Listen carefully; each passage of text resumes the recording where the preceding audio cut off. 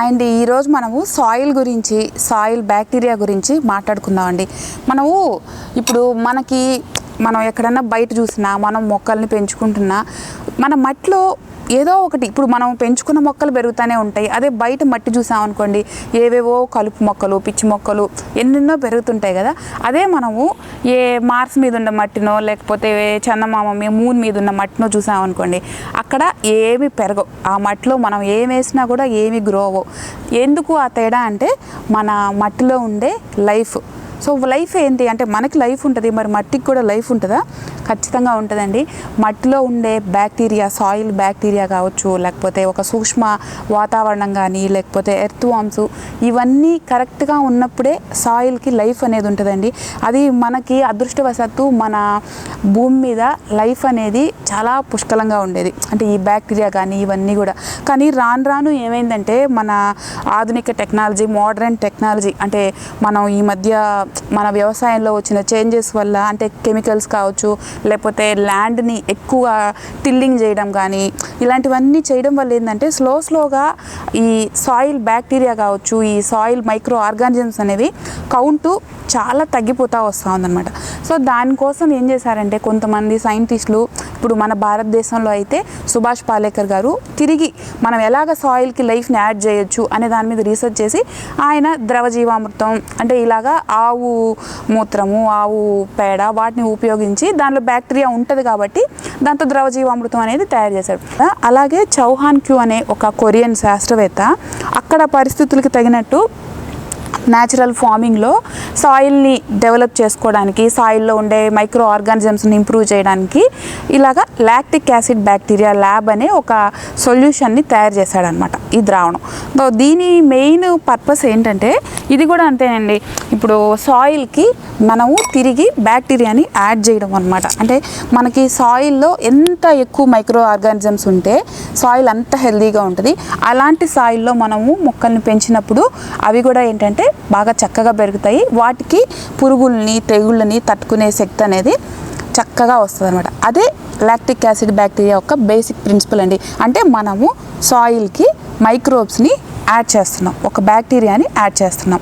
So అది basic అండి, lactic acid bacteria గురించి ఒక చిన్న ఇంట్రడక్షన్ అనమాట.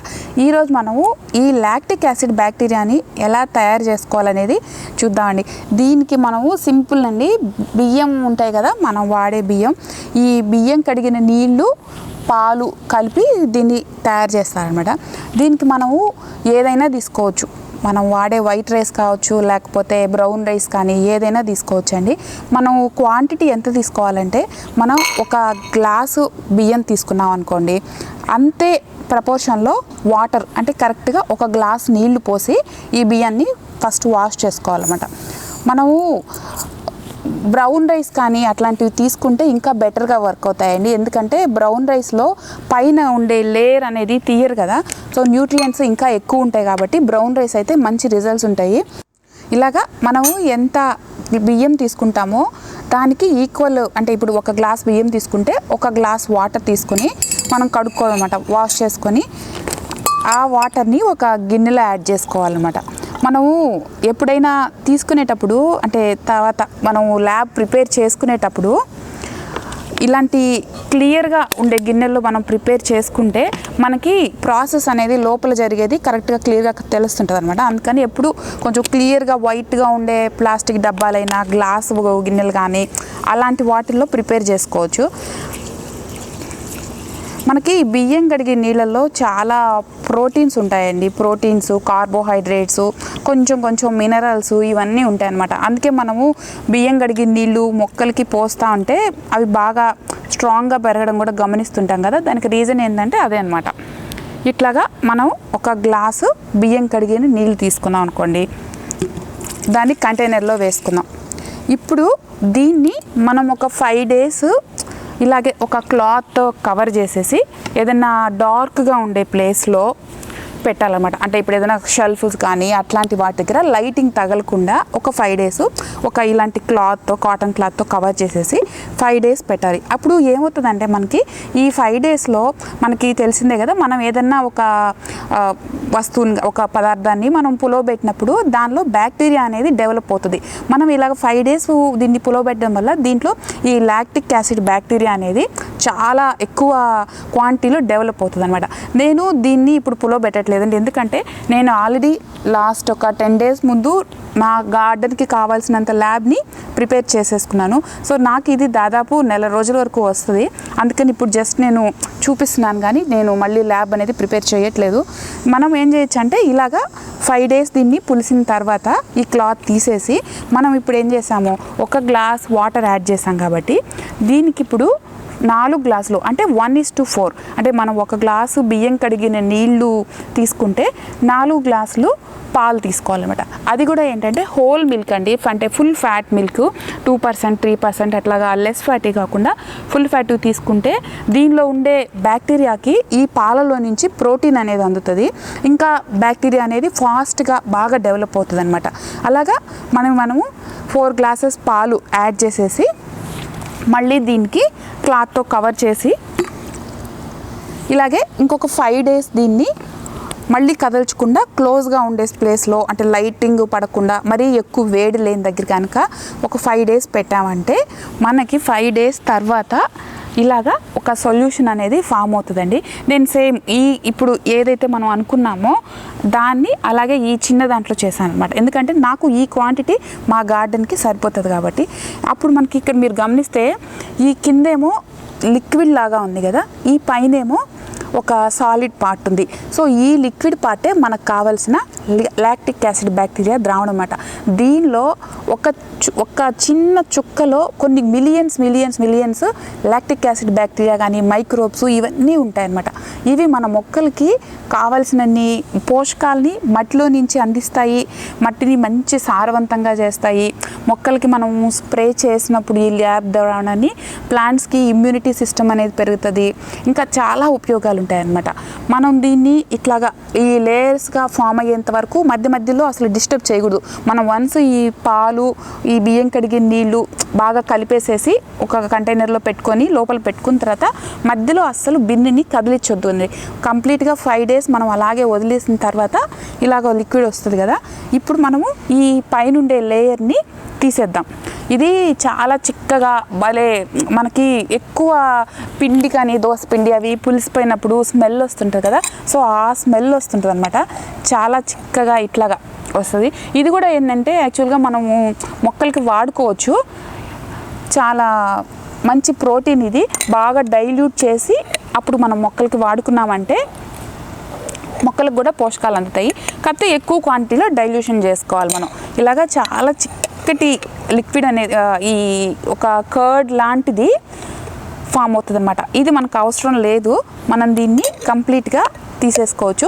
అందుకే మనము దీన్ని ప్రిపేర్ చేసుకునేటప్పుడు కొంచెం ఇందాక నేను చూపించాను కదా, ఇట్లాంటి వెడల్పు కంటైనర్స్లో ప్రిపేర్ చేసుకుంటే మనకి ఈజీగా ఉంటుంది. మనం మన చేత్తోనే ఈ పైనున్న లిక్విడ్ని తీసేసుకోవచ్చు అనమాట.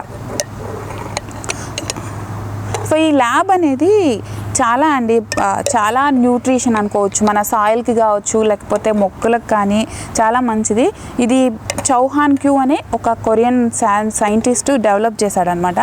మనం ఏంటంటే ఈ ల్యాబ్ని కంపోస్ట్కి కూడా యాడ్ చేసుకోవచ్చు. ఎందుకంటే మనం దీంట్లో అనుకున్నాం కదా, దీంట్లో మైక్రోబ్స్ అనేవి చాలా ఉంటాయి అనేసి, లాక్టిక్ యాసిడ్ బ్యాక్టీరియా ఉంటుందని. మనము ఒక చిన్న ఎగ్జాంపుల్ ఏంటంటే, ఇప్పుడు కంపోస్ట్ ఎలా తయారవుతుంది, కంపోస్ట్లో మైక్రోబ్స్ లేకపోతే ఈ బ్యాక్టీరియా ఇవన్నీ దాంట్లో వర్క్ చేయడం వల్లే మనకి కంపోస్ట్ అనేది తయారవుతుంది కదా. మనము ఈ ల్యాబ్ని 1 లీటర్ వాటర్కి ఒక 2 ml అలా కలిపేసి మనం కంపోస్ట్ బిన్స్కి వేస్తే కంపోస్ట్ కూడా చాలా త్వరగా తయారవుతుంది అనమాట. అండ్ ఇంకా మనము ఆకుకూరలు ఉంటాయి కదా, ఆకుకూరలకు కూడా దీన్ని స్ప్రే చేయొచ్చండి. ఆకుకూరలకి స్ప్రే చేస్తే ఆకుకూరలకి తెగుళ్ళు అలాంటివి రాకుండా చాలా చక్కగా పెరుగుతాయి. మనం ఇప్పుడు ఈ కింద మిడిగిన వైట్ లిక్విడ్ ఉంది కదా, దీన్ని కూడా ఫిల్టర్ చేసుకోవాలండి. ఎందుకంటే పైన ఏదన్నా ఒకవేళ మిక్స్ అయిపోయినా కూడా మనం ఫిల్టర్ చేసుకుంటే మనకి కిందకి క్లియర్ లిక్విడ్ అనేది వస్తుంది. సో ఇదే ఈ కింద క్లియర్గా ఉంది కదా, ఇదే లాక్టిక్ యాసిడ్. ఇట్లా మనకి ఒక వైట్ కలర్ క్లియర్ లిక్విడ్ అనేది వస్తుంది. ఇదే లాక్టిక్ యాసిడ్ బ్యాక్టీరియా లిక్విడ్ అండి. దీన్ని మనము స్టోర్ చేసుకొని 15 డేస్ వరకు 1 లీటర్ వాటర్కి 2 ml అలా కలిపేసి డైరెక్ట్గా మొక్కలకి మనం పోయొచ్చు, లేదంటే స్ప్రే లాగా కూడా ఇవ్వచ్చు, లేదంటే కంపోస్ట్ బిన్ మనం కంపోస్ట్ తయారు చేసుకునేటప్పుడు ప్రతి 10 రోజులకు ఒకసారి ఒక 1 mlని మనము వాటర్లో కలిపి కంపోస్ట్ బిన్స్ మీద పోసినా కూడా మంచి రిజల్ట్స్ అయితే ఉంటాయండి. మనము ఇది ఎక్కువ రోజులు నిలవ ఉండదు. మనము చేసుకున్న తర్వాత ఒక 10 డేస్ లోపలే దీన్ని వాడేసుకోవాలి. ఎందుకంటే దీంట్లో ఉన్న బ్యాక్టీరియా లైఫ్ అనేది రోజు రోజుకి తగ్గిపోతూ ఉంటుంది కాబట్టి మనం తొందరగా వాడుకుంటే మంచి రిజల్ట్స్ ఉంటాయి. మనం ఒకవేళ నిలువ ఉంచుకోవాలి అనుకుంటే మనం ఎంత ల్యాబ్ అయితే ప్రిపేర్ చేసుకుంటామో దానికి ఈక్వల్ ప్రపోర్షన్లో బెల్లం కలుపుకొనేసి స్టోర్ చేసుకోవచ్చండి. అప్పుడు దాదాపు 6 మంత్స్ వరకు మనకి ఇది నిలువ ఉంటుంది. మనము స్టోర్ చేసుకునేటప్పుడు కూడా మనం గుర్తుపెట్టుకోవాల్సింది ఏంటంటే దీనిలో లైఫ్ అనేది ఉంటుంది. ఈ లాక్టిక్ యాసిడ్ బ్యాక్టీరియాలో లైఫ్ ఉందండి. సో మూత అనేది టైట్గా క్లోజ్ చేయకుండా కొంచెం దానికి గాలి తగిలేటట్టు ఏదన్నా క్లాత్తోనో, ఒకవేళ మనం లిడ్ పెట్టినా కూడా కొంచెం గాలి తగిలేటట్టుగా లూజ్గా పెట్టుకోవాలన్నమాట. ఇది ఇప్పుడు మనకి కంప్లీట్గా తయారైపోయిన ల్యాబ్ ద్రావణం అండి.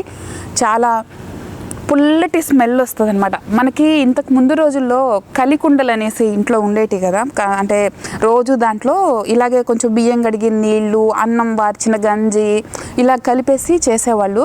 దాన్ని మనము అప్పుడు దాంతో రసం కూడా పెట్టేవాళ్ళు. ఎందుకు పెట్టేవాళ్ళు అంటే దాంట్లో ప్రోబయాటిక్స్ ఉంటాయనేసి, డైజెషన్ సిస్టమ్కి మంచిదనేసి చేసేవాళ్ళు కదా. సో ఇది కూడా ఇంచుమించు ఈ లాక్టిక్ యాసిడ్ బ్యాక్టీరియా కూడా అదే ఒక సోర్ స్మెల్, చాలా పుల్లటి స్మెల్ వస్తుంది అనమాట. ఇప్పుడు దీన్ని మనం ఇంకా రెడీగా మొక్కలకి వాడుకోవచ్చండి. సో అదేనండి లాక్టిక్ యాసిడ్ బ్యాక్టీరియా గురించి. అంటే చాలా సింపుల్లే, అన్నీ మన ఇంట్లో ఉండే ఇంగ్రీడియంట్సే. మనం జీవామృతం ఇట్లాంటివి చేసుకోవాలంటే మనకి మాన్యూస్ అవన్నీ కూడా ఈ రోజుల్లో దొరకడం కొంచెం కష్టమే కాబట్టి దీన్ని మనం ఈజీగా మన ఇంట్లో ఉండే బియ్యం కడిగి నీళ్ళు, పాలు యూజ్ చేసి చేసుకోవచ్చు. మనము సింపుల్ అండి, ఏం లేదు. మనం ఎంతైతే బియ్యం తీసుకుంటామో, బియ్యం కడిగి నీళ్లు తీసుకుంటామో దానికి 4 గింతలు పాలు అనేవి తీసుకొని కలపాలి. మనం బియ్యం కడిగి నీళ్ళని ఒక 5 రోజులు పులవబెట్టుకోవాలి. అలా పులిసిన నీటికి 4 గ్లాసుల పాలు అనేవి కలుపుకొని మళ్ళీ ఆ కంటైనర్ని దాదాపుగా ఒక 5 రోజులు లైట్ తగలకుండా కొంచెం చీకటిగా ఉండే దగ్గర పెట్టేసి మళ్ళీ పులవ పెట్టేస్తే మనకి 10 రోజుల్లో లాక్టిక్ యాసిడ్ బ్యాక్టీరియా ద్రావణం అనేది తయారైపోతుంది. దాన్ని మనము ఇలాగ ఫిల్టర్ చేసుకొని మొక్కలకి ఎప్పుడు కావాలన్నా వాడుకోవచ్చు. మనం ప్రతి 10 రోజులకు ఒకసారి ఈ ల్యాబ్ ద్రావణాన్ని మన మొక్కలకి వాడుకోవచ్చు. ఎందుకంటే మనం ఇది బయట నుంచి ఏమీ తెచ్చుకోకుండా మన ఇంట్లో ఉండే వాటితోనే ఒక మంచి లిక్విడ్ని తయారు చేసేసి మన మొక్కలకి ఇవ్వచ్చు. మనం కావలసినన్ని మైక్రో ఆర్గానిజమ్స్ని, బ్యాక్టీరియాని మన సాయిల్కి యాడ్ చేసినప్పుడు మొక్కలు అనేవి కూడా చక్కగా పెరుగుతాయి. సో అదేనండి ఇవాళ వీడియో లాక్టిక్ యాసిడ్ బ్యాక్టీరియా గురించి. మనం మళ్ళీ నెక్స్ట్ వీడియోలో కలుద్దాము. Thank you for watching and keep watching.